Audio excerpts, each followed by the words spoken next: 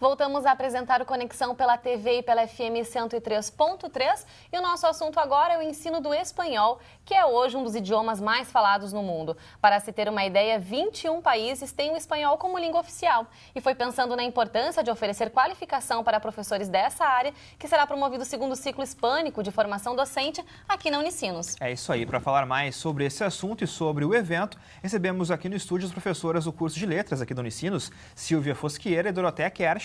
Também com a gente, professor de Literatura da Universidade Nacional de Cuyo, na Argentina, Gustavo Zonana. Olá, sejam bem-vindos aqui ao Conexão, tudo bem? Olá, sejam bem-vindos, tudo bem? Bom, professora Silvia, para a gente começar essa conversa, como é que surgiu a ideia de realizar um evento como esse, que já está na segunda edição?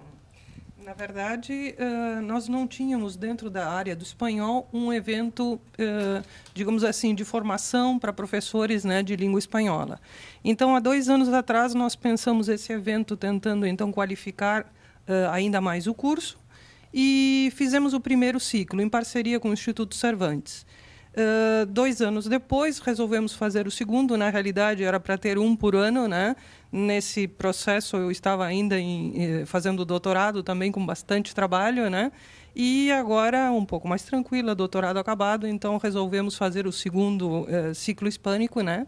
De formação docente, e acertamos novamente a parceria com o Instituto Cervantes.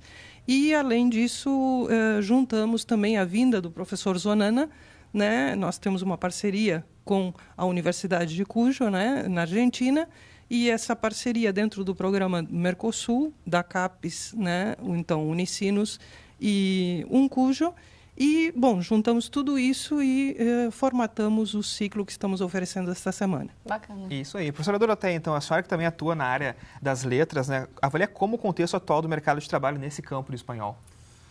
Bom, com a lei do espanhol de 2005, que previa que todos os professores tivessem graduação em espanhol até 2010, se ampliou efetivamente a oferta. Evidentemente, ampliar a oferta ainda não significa também que o professor tenha um trabalho de qualidade, principalmente quando se trata de escola pública, porque a carga horária que é destinada à língua espanhola ainda é baixa, né? Mas essa, acho que é um segundo passo, né? O primeiro passo é realmente que o professor que está em atuação, que ele tenha a sua graduação em espanhol, e aí entra o nosso papel, né, de formadores. Agora, o mercado realmente cresce. Bom, professor Gustavo, então, como nós comentamos que atua na universidade lá na Argentina, né, professor, que tipo de contribuição o senhor pretende trazer, então, para esse evento que vai acontecer aqui na universidade? Bien, mi idea es hacer una síntesis de las acciones que ya hemos emprendido con Unicinos, que desde nuestro punto de vista son sumamente ricas y nos han servido enormemente por el hecho de que en nuestra universidad la formación de profesores de portugués, lengua extranjera, es una formación reciente que necesitamos consolidar, y el programa de Mercosur Educativo, CAPES, nos ha favorecido de una manera evidente a través del intercambio de estudiantes de nuestra carrera de portugués, lengua extranjera, que están realizando pasantías por un cuatrimestre aquí en Unicinos.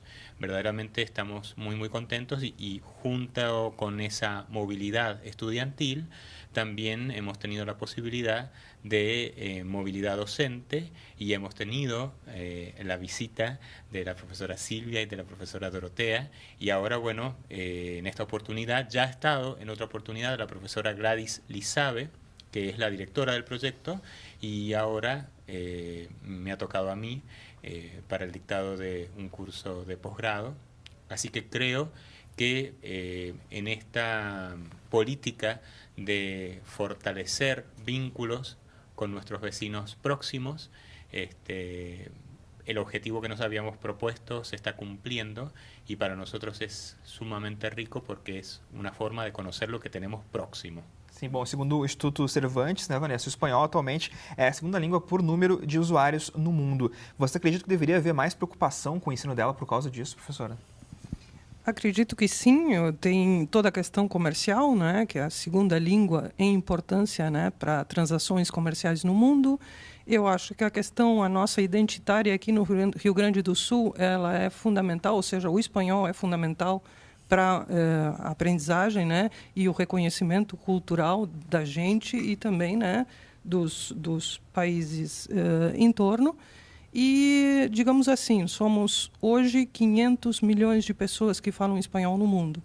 Se prevê em torno de 535 milhões para 2030. 2050, a ideia é que os Estados Unidos seja o primeiro país em número de hispanofalantes. Eu acho que tudo isso demonstra, como dados, né, a importância de se ensinar a língua espanhola. E ensinar mesmo, né? Porque aqui no Brasil a gente tem, às vezes, aquela ideia de que porque é próximo, né, o espanhol, ele é parecido com o português, de as que pessoas todo mundo entende. Sabe falar ou consegue entender. E, na verdade, nem é assim. Não é assim. O professor, inclusive, está falando que positivamente, né? Acontece isso, né, professor, também, essa ideia de que as pessoas sabem falar, mas não sabem, na verdade, né? Sí, digamos, hay una proximidad, pero también hay diferencias significativas que hace que a veces uno interprete ciertas palabras que les atribuye el significado engañado por la proximidad y posiblemente está diciendo algo que no tiene sentido.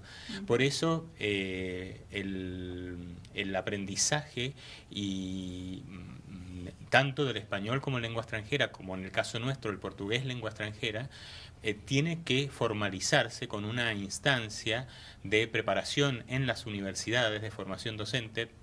Por darte un ejemplo, también en la Argentina, desde el año 2008, existen leyes que incorporan al portugués lengua extranjera de manera obligatoria en la enseñanza de las escuelas secundarias, especialmente en las escuelas de frontera, toda la zona del noreste argentino, en donde se ha vuelto obligatorio desde la escuela primaria.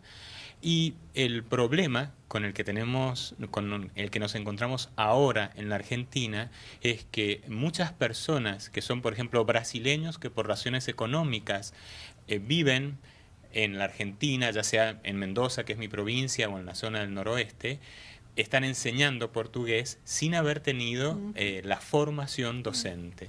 Isso é um problema realmente, né? Porque, enfim, na verdade a pessoa ela precisa dominar bem essa língua para conseguir passar adiante. Professora Doroteia, qual que é o maior desafio desse professor hoje de uma língua estrangeira como o espanhol tem dentro da sala de aula? Bom, estar consciente das variedades de espanhol, né? Então, e assim ter essa sensibilidade cultural, né, para entender realmente o espanhol como uma língua do mundo, né, e não só restrita à Espanha, né? Em relação à metodologia também de ensino, a gente já debateu isso, por exemplo, do inglês, né, que existem alguns métodos de ensino que querem que a pessoa primeiro traduza o inglês para o português, para depois conseguir falar alguma coisa em inglês. Como é que é para o espanhol? O que vale mais em termos de metodologia, realmente? Bom, eu acho que aí melhor a Silvia responder. Por favor, professora. Não, na realidade, quando falamos de metodologia de língua estrangeira. Então, aquilo que vale para o inglês também vale para o espanhol, né? Existiram antigamente métodos de tradução, mas que foram superados, né, cientificamente, há pesquisas em relação a isso. E, bom, a gente fala hoje em métodos digamos assim, comunicativos ou com um enfoque direcionados, por exemplo, para tarefas, né? Enfim, que seriam as metodologias mais atuais para ensino de língua estrangeira, né?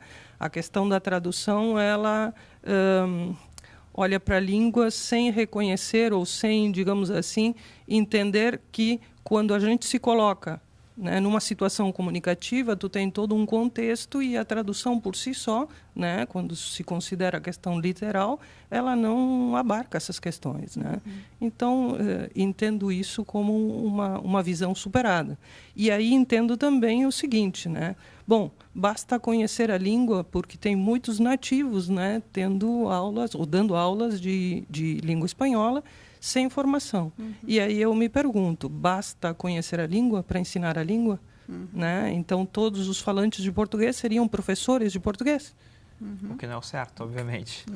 E que outros não assuntos é possível, também né? serão trazidos durante o ciclo em respeito a isso? A Silvia tem a programação Bom, eu tenho aqui a programação. Na verdade, nós vamos ter, então, hoje a abertura como uma mesa redonda, então, falando da língua espanhola e das aproximações, então, trazendo a importância que é, para nós aqui, Unicinos, e para os nossos alunos, né, esse intercâmbio com a Universidade de Cujo, né, a importância e o agregador de valor que isso tem sido para o nosso curso, né?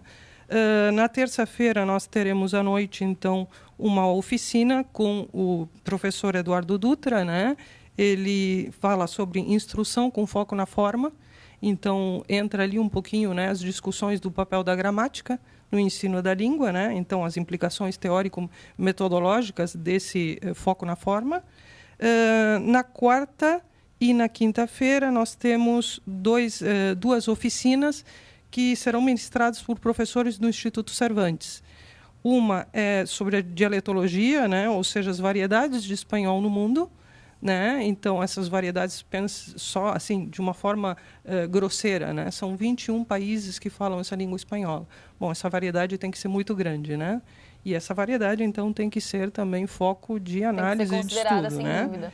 E o tratamento do erro e a avaliação em aula de espanhol, língua estrangeira, né? A oficina de quarta, que fala sobre as variedades, ela continua na sexta. E a de quinta será essa de tratamento do erro e da avaliação na língua. Bacana, uma programação bastante diversificada, né, Rodrigo? Verdade, né? O segundo ciclo hispânico de formação docente inicia, então, hoje e vai até sexta-feira, dia 25. O evento é gratuito. Mais informações no site unicinos.br/eventos. Bom, muito obrigada pela presença de vocês. Bom evento e até a próxima. Obrigada. A seguir, a gente fala sobre o Prêmio Jabuti, considerado o mais importante reconhecimento na área da literatura no Brasil. Essa é só, a gente já volta.